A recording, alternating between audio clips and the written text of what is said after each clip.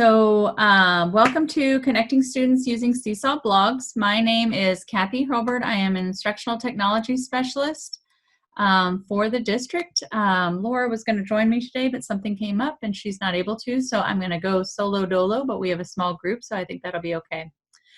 Let's talk a little bit about our purpose today. So today we're going to learn how to set up and use the blog feature in Seesaw to connect your students during distance learning. So to kind of preface what we're doing today and the purpose for it, because our students are working off network right now, they're not on the NEIC network, their Seesaw accounts default and only allow them to see what is on their personal journals. So they cannot see other students' work at this point. So the reason that I mentioned in a couple other trainings to maybe think about doing blogs is because the Seesaw blog feature is a place where we can move some of the student work and then allow students to give each other some feedback on their work. So we're going to take a look at how to set it up today and how you can share it with students and how you can protect the blog as well from others. So a couple of housekeeping things as we go. If you hover towards the bottom of your Zoom window, you'll see a little black menu pop up. And on that menu, you'll see a chat feature, and you can go ahead and enable that chat. Click that to open the chat. As I go, you can drop questions in the chat, but I'll pause periodically and to ask questions as well. So if I'm talking too fast, you can slow me down and ask questions at that point. So, like I mentioned, you are muted right now, and so when it's time for you to ask questions, just make sure you click the unmute. I do want to mention that to get credit for today's course, you will need to complete a Google form at the end, and I'm going to post that link in the chat box, so please make sure you do that. There is a space for you to leave feedback in that form. And what I mean by feedback is what else would you like to learn about? So if it was something that I mentioned in today's webinar that you weren't clear about, you can put it there if I wasn't able to answer your question live in the webinar. Or you can, if there's something that you want to learn more about to help support you with distance learning, drop it in there. So we are looking at that feedback really closely to make plans moving forward for what trainings we can offer in the coming weeks to support you in distance learning. Also, this slide deck will be available to you to come back to. So as you're going back and setting up your blog, you have it as a reference. So when you fill out the Google form for attendance, after you submit the form, it's going to take you to a screen that looks like this, and the link to the slide deck will be right there. You can go ahead and open it and save it to your drive so you have it for later use. I'll also send the recording out through Eduphoria.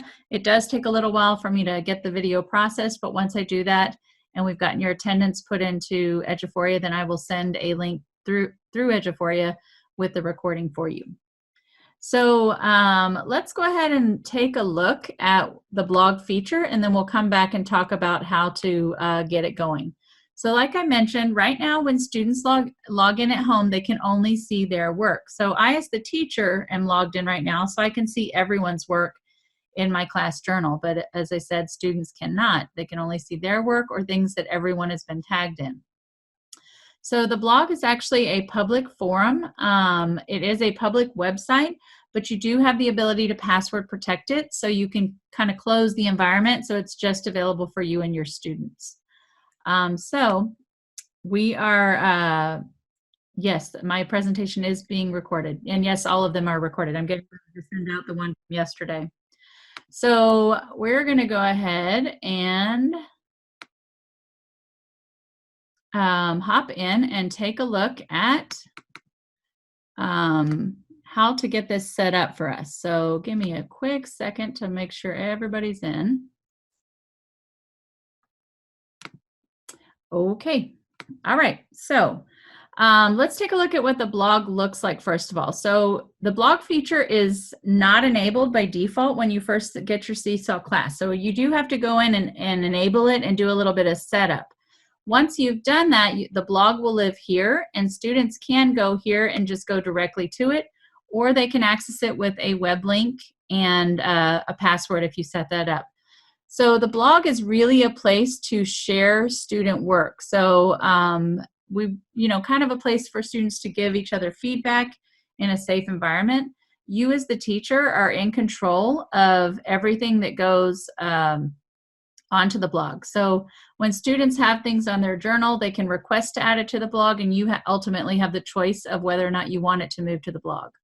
So let's take a look at kind of how this gets rolling, and then we'll go in and kind of do a live demo. So the first thing we want to do is we want to enable the blog. So we do have to go to our settings and turn that on, and we'll walk through this together after I kind of talk through the steps with you. So we first go in, we enable the blog, and then we go ahead and begin setup of the blog and name it. So let's go ahead and take a look at that. So I'm going to hop to a different class that does not have the blog enabled, and we're going to see what this looks like. So you'll notice here I do not have the blog set up on this class, so you don't see the blog feature there. So to get your blog set up, you're going to go to your wrench, and we're going to go down to the section titled blog. So you'll notice, like I mentioned, it is off by default. When I go ahead and turn the blog on, it brings up additional options for me. So I can turn on that students can post to the blog, and you do want to do that. I would encourage you to do that because you want students to be able to say, yes, I want to share this work openly with my peers. We can then come to the blog settings, and you've got some additional options. So you can choose to show folders on the blog. You can enable comments on the class blog, and you notice here that just like in your Seesaw class, you're in control. So you can, I would strongly recommend you keep this setting on. So when a student posts a comment to the blog, you'll get a notification as a teacher to either approve or delete that comment. So just, allows you to have a little bit more control. You can go ahead and choose to set password protect your blog or not. And I would encourage you to go ahead and set up a password, and you would want to share that with students, what your class password is, but that's going to kind of protect the privacy of the student blog, so not anybody can just happen upon it on the web. So if you do connect blogs with someone else, another class somewhere else, you do want to share that password so they can get to it if this is enabled. And we're going to talk a little bit further on about how to connect with other classes. So let's go ahead and get that rocking and rolling. So let's turn password blog on, and then I can go here to go ahead and view my password. And I've just set up a simple password just for demonstration here. I can also go in and change my password if I want to. So let's just do a simple one. So that we've just done just our blog settings. So the next step, we've got a few more steps to do. So you kind of just want to work through the whole class blog settings. If I come to blog appearance, I can go ahead and name my blog. And when I say blog URL, what it's asking for there is the end of the URL or the web address. So blogs always start with this beginning, https :// blog.seesaw.me / and then whatever you put in this box will be the end of your URL to get to the blog. You can go ahead and add a description there if you like. It's not required. And if you want to add a header image, you can here, and you can upload an image from your computer. It tells you how many pixels it needs to be, or you can just go ahead and let it generate it by itself. So we've named our blog, we've chosen our blog URL, and that's, like I said, the ending of the blog address, and then we've given it a description.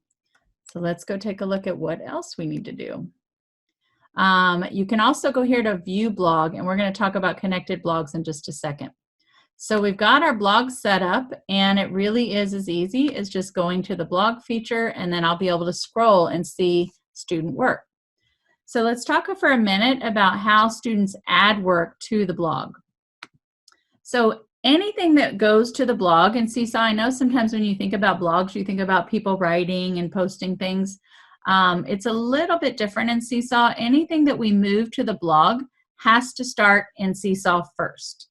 So, and it's really, like I said, a place for you to share quality student work that students have done and that you want to get feedback from their peers on. So let's say I wanted to add this particular piece of work to the blog. All I need to do is go ahead and click the little globe button and then click publish to the blog. Now I'm logged in as a teacher right now, so it went automatically to the blog. So you as the teacher can go and select quality student work and add it, or students can click the globe and it would send you a request to move things to the blog.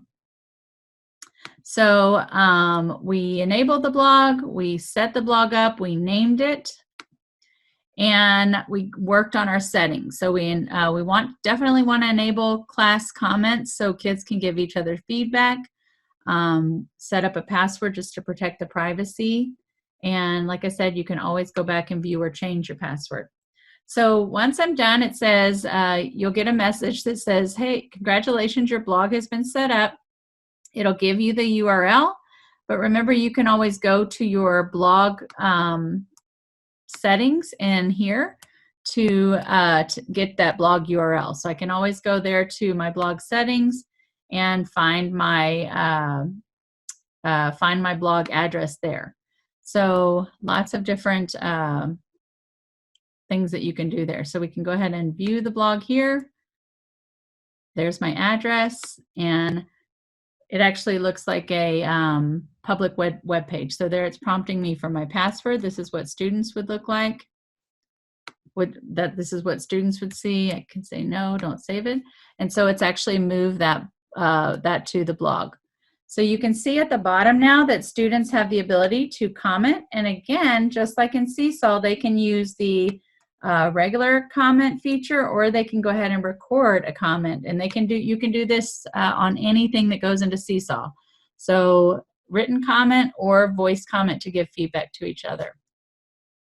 So let me take a quick look. If you have any questions so far, if you want to go ahead and unmute yourself, I'll give a minute for questions.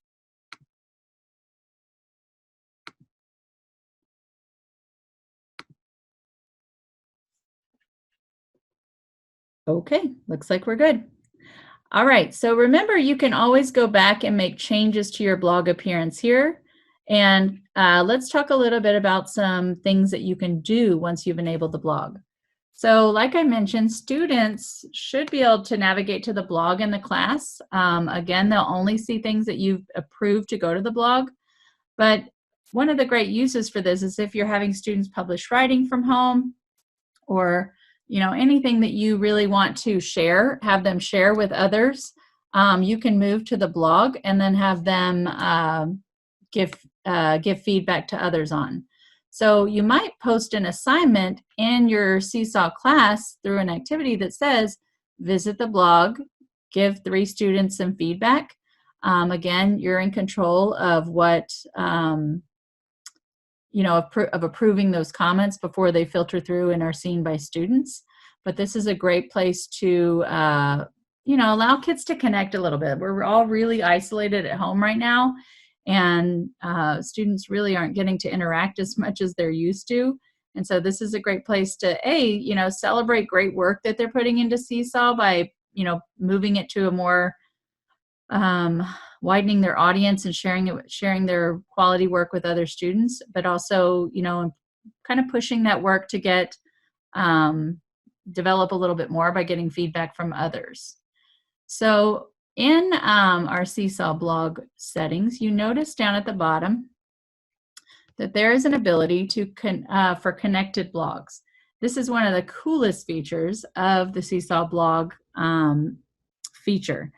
So in connected blogs, I can click there and you're able to connect to other blogs around the world. So I'm going to share a resource with you in just a little bit about, it's a list of Seesaw classes across the world that you actually can connect with to share. So what that allows you to do is even further broaden the audience of who is seeing your students' work. And it really, what I found as a teacher is as I broaden the audience for students, they worked a lot harder. So I, as the teacher, can tell students over and over and over and over about, their writing and how to, make sure you're using the conventions we're learning, and, really pushing them to that, do more quality work. But it means a lot more when they hear that feedback from someone outside of their classroom. And so as a teacher, I use the blog to publish writing, publish their thinking. And then we connected with other classes around the globe and really got some feedback that really moved kids along in their thinking. So it was really a huge growth that it caused huge growth within for my students, because they knew it wasn't just, Miss Hurlbert looking at their work, it was other students across the world. So let's take a look. To connect to a blog, you would need their blog URL. So let's take a look at where you could go and find that. So in the slide deck that like I mentioned, I'm going to share with you today, after you fill out the Google form, I mentioned how to publish things to the blog. If you're interested in connecting with classes outside of our district, this document is a list of classes by grade level that you can connect with. If you just want to connect with maybe someone else on your grade level or someone else on your campus, all you would need to do is share your, find their blog address and then add their blog URL ending into that setting down at the end. So I'm going to go and open up the connected blogs so we can actually walk through and see what this looks like. So if I go back to my slide deck, on this is the list of connected blogs that you can access. And it's a pretty extensive list. You can go ahead and go and let's just say, let's go look at a first grade class. So kindergarten, grade 2, grade 3, grade 4, grade 5. Somewhere, I'm sure, is first grade in here. Let's hop to, oh, this is first grade. This some of the classes are, like I said, outside of the United States, so they call them year 1, year 2. So this is first grade. So these are, this is a spreadsheet that they ask classes just to drop their blog address in there each year if they want to connect blogs. So it'll give you the name of the teacher, the teacher's email and or Twitter handle, and where they are. So you can see that you can connect with classes in New Zealand and China and all over the United States. So this is just first grade right here, and look how many options you have available to you. So there are lots of classes that want to connect. Look at that, Croatia. So again, just a great way to connect. It also gives you their URL. So some of these have pasted their entire URL in, but if you only see the ending, you remember that's going to go at the ending after the blog.seesaw.me. So over here on the right, it tells you whether that class is password protected. If the class is password protected, you can reach out to the teacher via their email or school address and ask to connect blogs. I would probably, just as best practice, if I want to go ahead and connect blogs with another class, I would probably shoot the teacher an email and just let her know I'm interested in connecting. I've already connected on the Seesaw blog, but I want to have our students share work with each other. So to do this, like I mentioned, you can just do the copy the whole blog address. Let's take a look at this one right here, the Anonymous Dolphin. I'm going to go ahead and copy that and come back to my class and connect to blog. And we're going to paste that in and do that green check. So it's going to go ahead and tell me your students will be able to view this blog after you connect. Is this the blog? So I get a chance to verify that that is the blog that I want. I can go ahead and preview the blog before I actually connect. So I can make sure that this is something I want to connect my kids to. So this is really just a cool place for you to go and see some of the things that other kids are doing. And again, make those connections outside of your campus. So if I want to connect, I'd go ahead and connect here. And as always in Seesaw, you're going to hit that green check till it's gone. It does tell you down at the bottom to access the blogs. You'll select the globe icon in the right corner, and then students are going to navigate to connected blogs. So I'm going to go ahead and add that one. And just for kicks, let's add one more blog to it. So if this one, maybe, let's connect to one of those longer ones.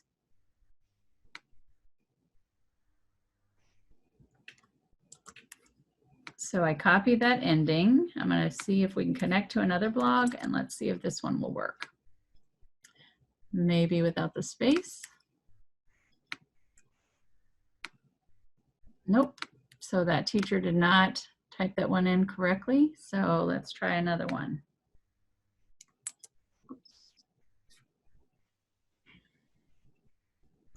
Control C. And let's go back and try that again. So their whole blog address is in there. I'm going to back out the blog.seesaw.me because it's already filled in here for me. So I'm going to go right before where it says grade 1, back that out, and let's see if we can connect with that blog.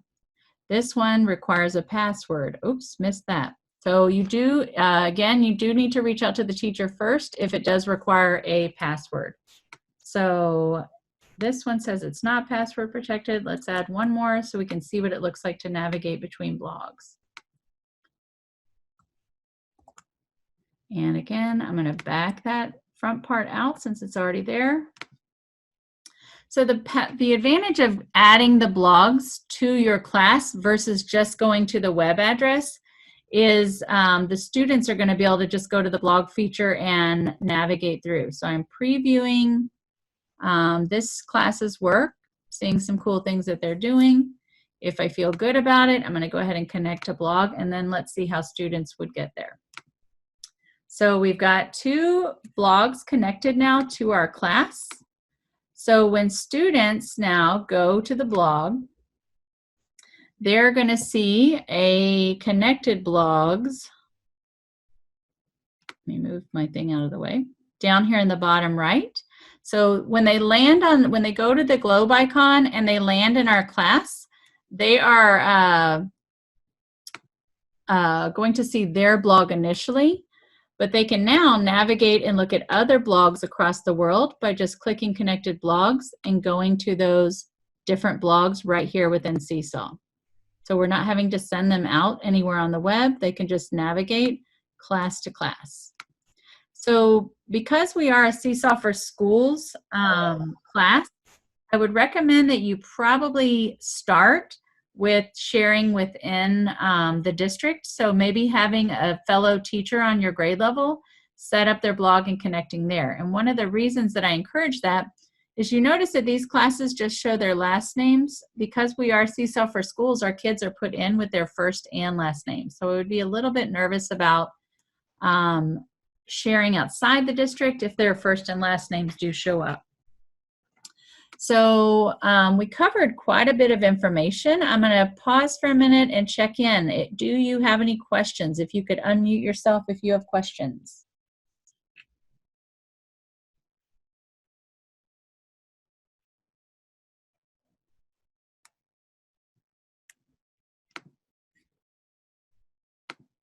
Okay, so I have another question for you. Can you see some application with this? So how could you use this? If you can go ahead and unmute and let's chat just openly for a minute. What are some ways that you might be able to utilize this tool?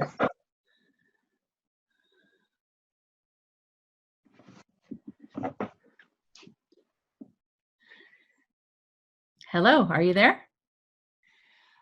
Some of my students are not understanding how I'm wanting them to do some of the activities. And I think if I posted some of the work that is on the blog and they began to see how other students were doing the activities, that might be helpful for them. That's a great idea. That's a great idea, Jill. Seems like it would be a good way to share with grandparents and other people. Absolutely. Kids could get more feedback from other family members. Absolutely. Without them, you know, joining up my whole Seesaw parent list. Yes. Great idea. Any other ideas out there?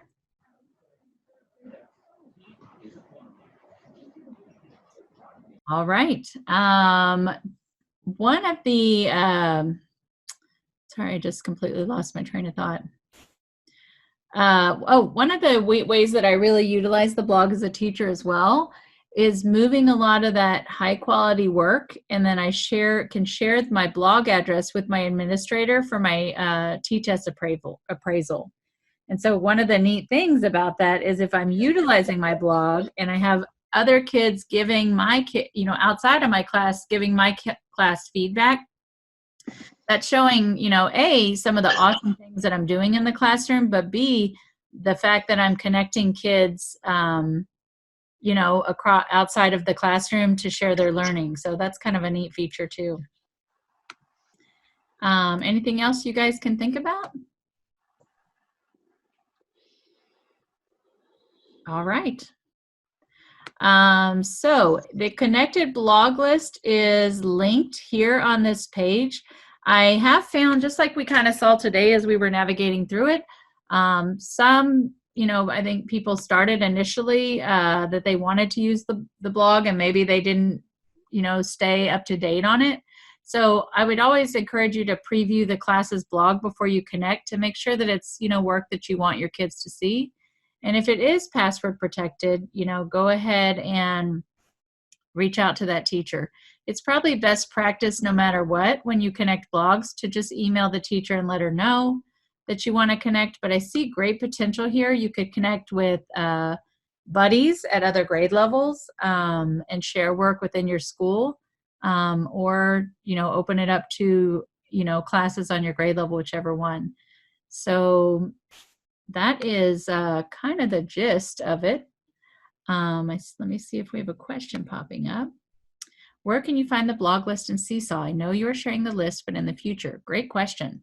It is housed on the Seesaw website, I believe. So let's take a look. Whoops. Web.seesaw.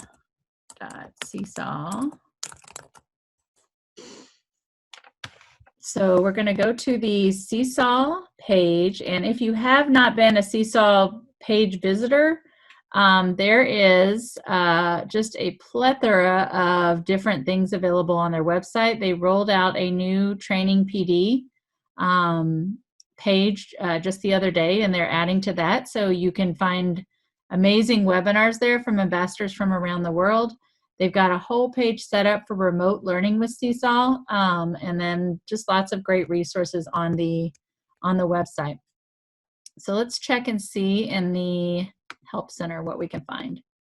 So if I come down here to the Help Center, I could navigate through, but let's go ahead and just do a search for blog, connected blogs. And it's going to pull it up for me. And if I come, I believe I can find it here to access. So find a blog. So there it is right there. Find a blog to connect to and add your blog here. So once you set up your blog, you can either go to the document I shared with you, or you can go ahead and navigate to Seesaw and find it there and add your blog information in there if you are interested in connecting with students outside of your classroom. Like I mentioned, you're in control as a teacher. So if you have students that have privacy permissions set to where their materials are not allowed to be shared, I would definitely, you know, take a look at that before you allow students to publish to the blog. Any other questions that you guys can think of?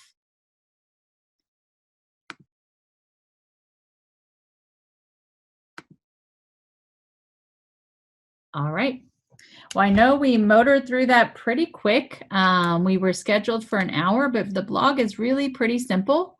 If you have some questions, I definitely encourage you to unmute yourself and drop it in there. But I'm going to go ahead and drop the attendance form in the chat box for you and hang out to answer questions as you have them. Within the class, do we have to worry about privacy settings? No, within the class you do not. So Seesaw is a closed environment, Jill, so no, you do not need to worry about it within the class. As long as you make sure you're, what was I thinking? As long as you make sure that, that your blog is password protected. So if you're just sharing within class to class and your blog is password protected, that is a safe closed environment. So that should be okay. So make sure you fill out that Google form. I apologize it didn't go longer, but I feel like the blog is pretty quick and simple to move through. Once you fill out the form, like I mentioned, you'll get the link to the slide deck here. And you can grab that and add that to your drive and then look through it. Grab the list of connected blogs. And then, like I mentioned, we're here to help you in whatever you need in distance learning. So if there are additional things that you feel like you'd like to learn more about in regards to technology and distance learning, put it on that Google form. You can also connect with our instructional technology specialist team on Twitter, Facebook, Instagram. We have a great YouTube channel, so there's lots of resources linked down here in the slide deck for you. And then your campus level instructional technology specialist is here to help you. So if you have questions about the blog feature as you get started, you're welcome to reach out to me or reach out to your instructional technology specialist for help as well.